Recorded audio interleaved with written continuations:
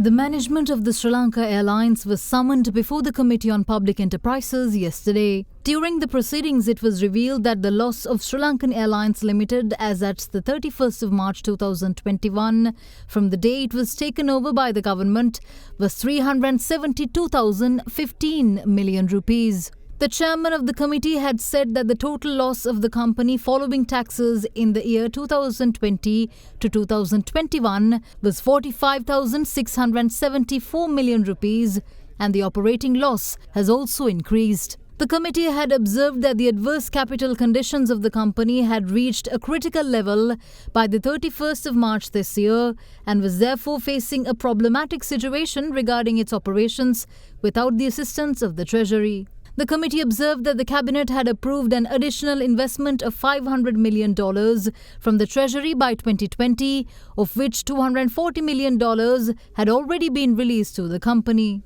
The committee also observed that a senior management officer serving in SriLankan Airlines as of the 31st of March receives a monthly salary of 3.1 million rupees. Further, 82 pilots receive a monthly salary of over 2 million rupees.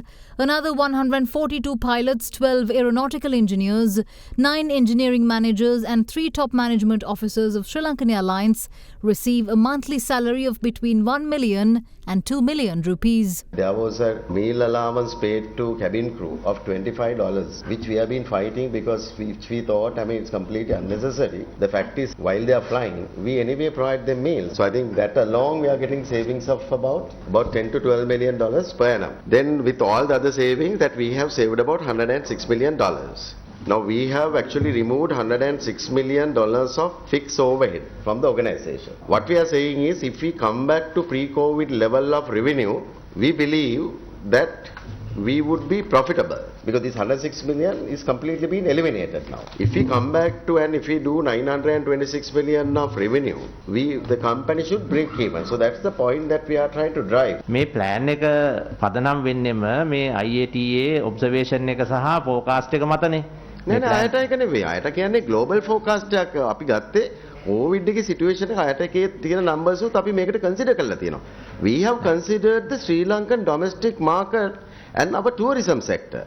Now if you take for example, now we can't fly to India because India had been about 35% of our market has been India. So in today's context, if you really analyze, so there are various factors we need to take. We can't just only go by that. Now a decision to have a national carrier is one thing. That any government can take that decision and protect that decision. Correct. That is the second thing. Whether this whole effort is profitable for a country is another thing. මේ airline එක අපි තියාගන්න ඕන නම් අපි ඇත්තටම compete කරන්න ඕනේ. We must actually go very aggressively, right? When the COVID is over, because we have a great opportunity.